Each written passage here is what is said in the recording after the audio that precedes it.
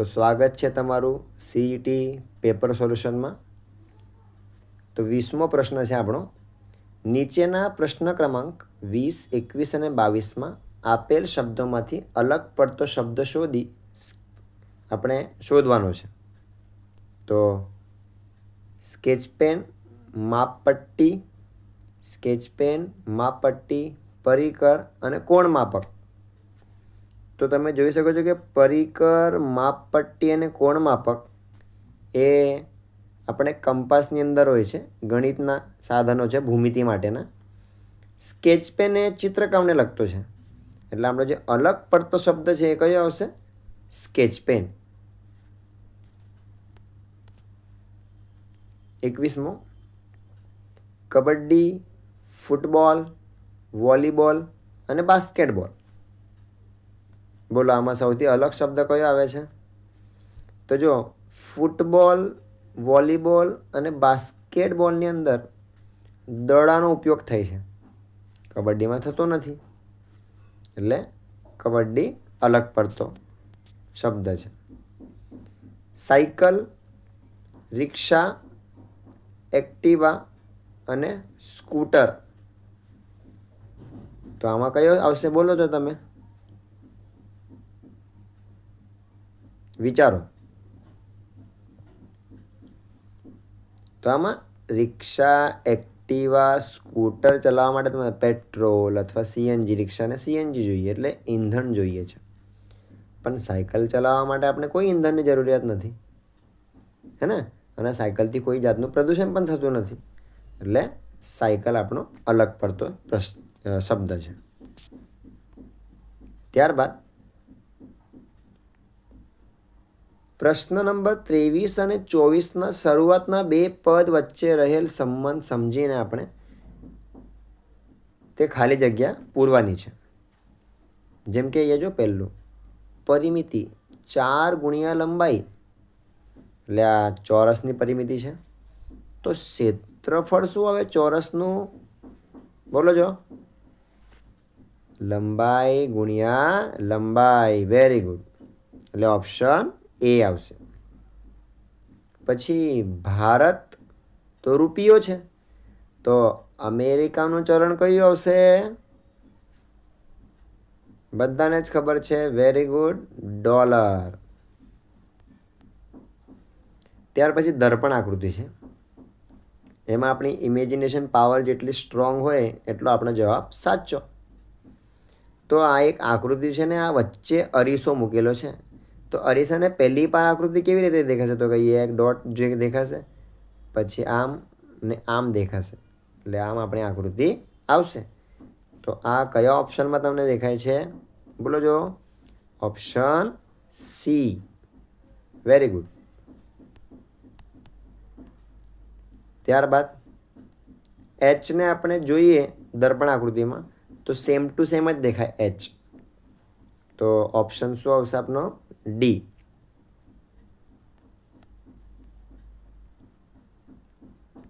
સત્યાવીસ, જો માર્ચ મહિનાની પહેલી તારીખે બુધવાર હોય તો તે મહિનાની 31મી તારીખે કયો વાર હોય છે?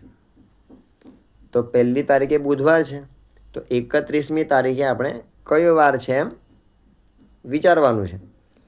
તો 31માંથી પહેલી તારીખને બાદ કરી દેવાનું, એટલે બચે કેટલા આપણા? 30, અને 30નો ભાગાકાર કરી દેવાનો। અઠવાડિયાના કેટલા વાર હોય છે? 7, તો 7 ચોકુ 28, એટલે શેષ બચે તમારો 2, એટલે બુધવારની આગળ આપણે 2 દિવસ જવાનું। હવે બુધવાર પછી શું આવે? ગુરુવાર અને શુક્રવાર, એટલે 31મી તારીખે કયો વાર આવશે? શુક્રવાર। હવે વિવેક ઉત્તર દિશા તરફ મોઢું રાખીને ઊભો છે। ઉત્તર દિશા એટલે આપણે જો પેલો ઇન્ડિયાનો મેપ ધ્યાનમાં રાખવાનો, ઉપર એટલે ઉત્તર દિશા, નીચે દક્ષિણ દિશા।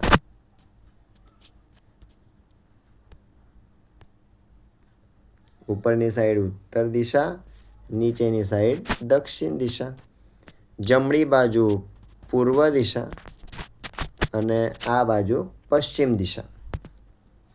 તો જે વિવેક છે ઉત્તર દિશા તરફ મૂળ રાખીને ઊભો છે, તો જમણા હાથ તરફ કઈ દિશા આવશે? તો જમણી બાજુ એનો આવશે પૂર્વ દિશા આવશે. હવે તાર્કિક રીતે ચડતા ક્રમમાં આપણે આને ગોઠવવાનું છે. ગામ, જિલ્લો, મોહલ્લો અને તાલુકો. ચડતો ક્રમ એટલે પહેલાં નાની સંખ્યા, પછી મોટી, ત્યારબાદ મોટી સંખ્યા આવતી જશે.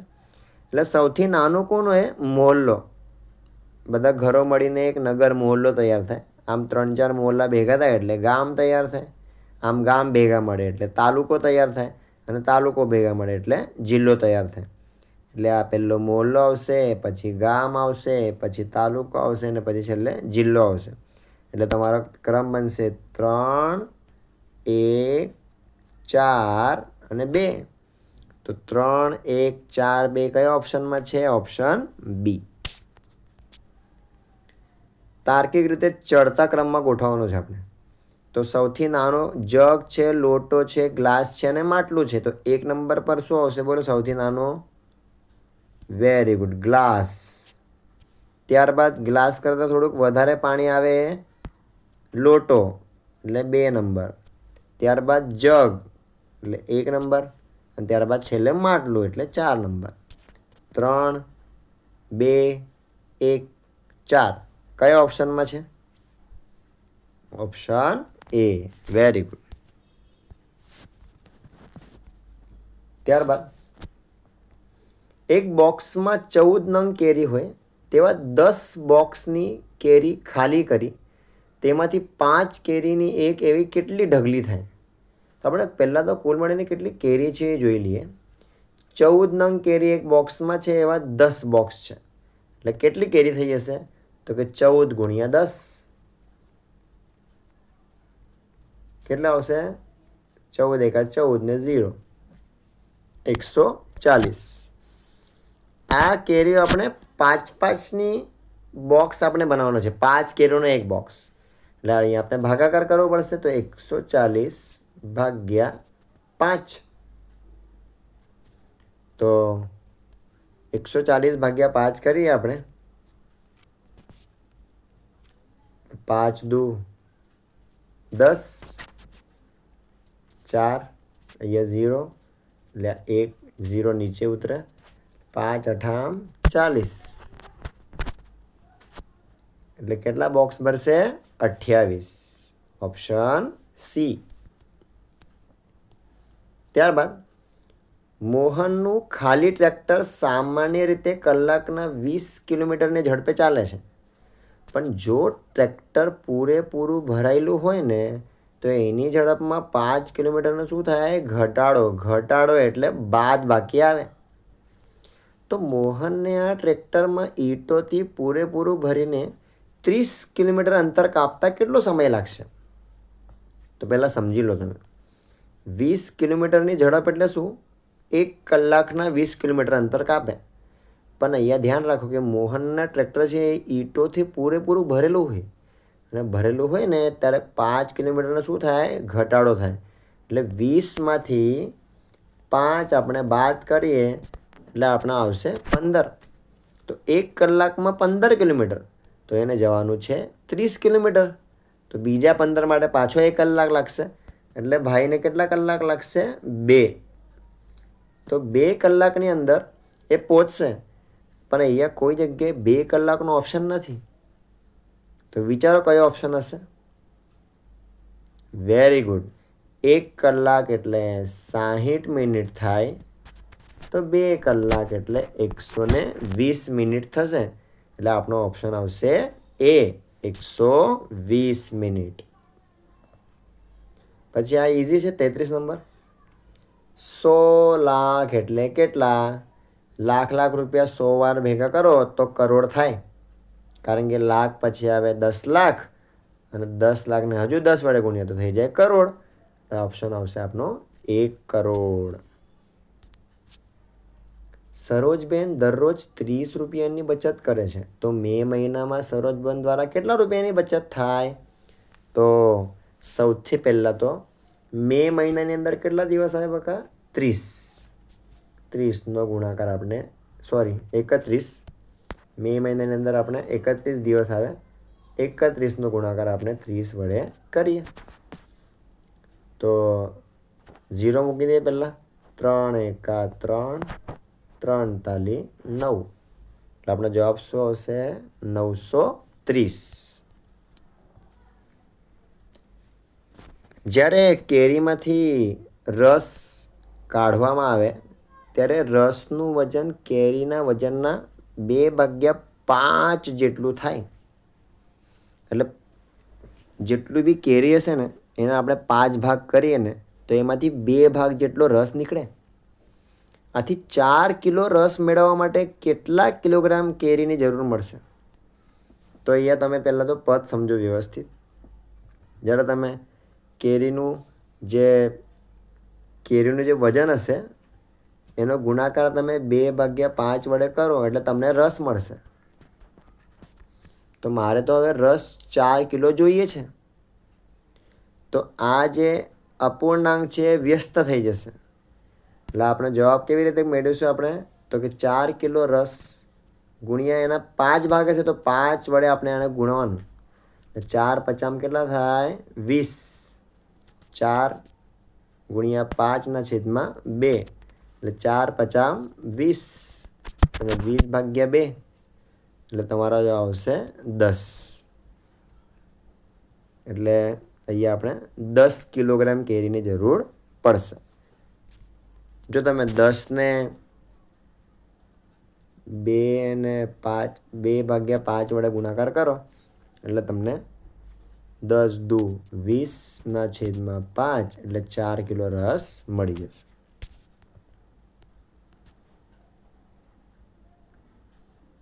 નીચેમાંથી કયા સમયે ઘડિયાળમાં મિનિટ અને કલાક કાંટા વચ્ચે રચાતો ખૂણો કાટકોણથી નાનો હશે? કાટકોણથી નાનો હોય ને તેને આપણે શું કહીએ? લઘુકોણ. તો આપણે આ બધા જે ટાઈમ છે એને આપણે ઘડિયાળમાં દર્શાવીશું. ચલો, તો ઓપ્શન એની અંદર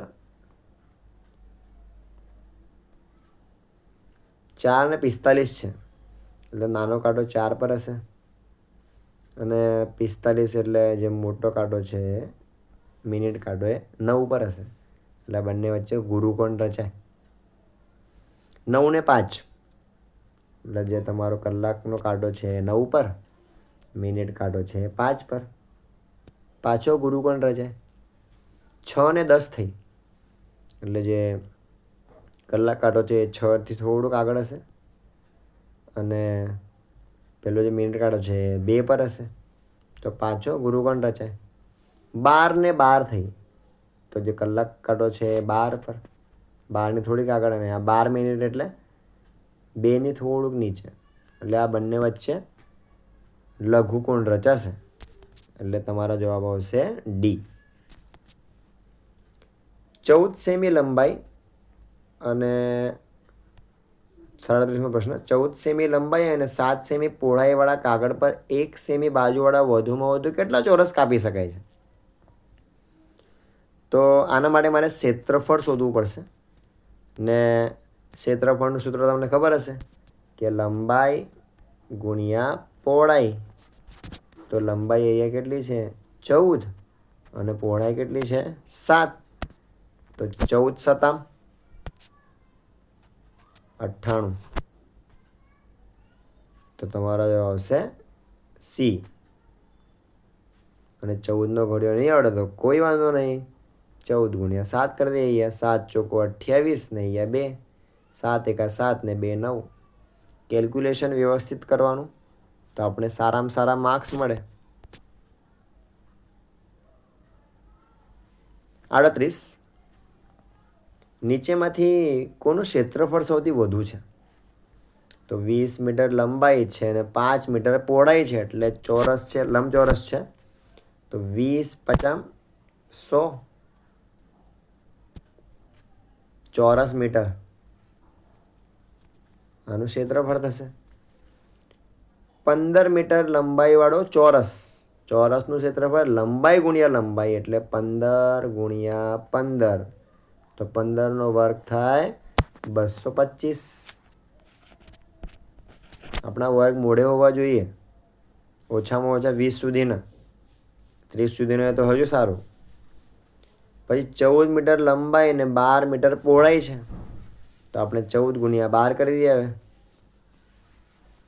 12 ચોકો 48, 4 વધી, 12 એકા 12 ને 4 16, 168 થાય ભાઈ. 10 મીટર લંબાઈવાળો ચોરસ, તો 10 ગુણ્યા 10 એટલે 100 થશે. તો કોનું ક્ષેત્રફળ સૌથી વધુ છે? 225, એટલે ઓપ્શન આવશે આપણો બી.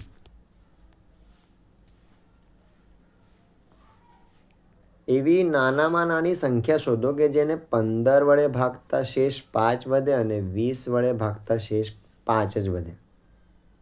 તો આનું શોર્ટકટ માટે શું કરવાનું? 15નો ઘડિયો લખી દઈએ આપણે. 15 એકા 15, 15 દુ 30, 15 તાલી 45, 15 ચોકો 60, 15 પચાસ 75, એ જ પ્રમાણે 20નો પણ. 20 એકા 20, 20 દુ 40, 20 તાલી 60, 20 ચોકો 80. જો તમને દેખાશે આ બંનેમાં 60 કોમન આવે છે, દેખાય છે ને?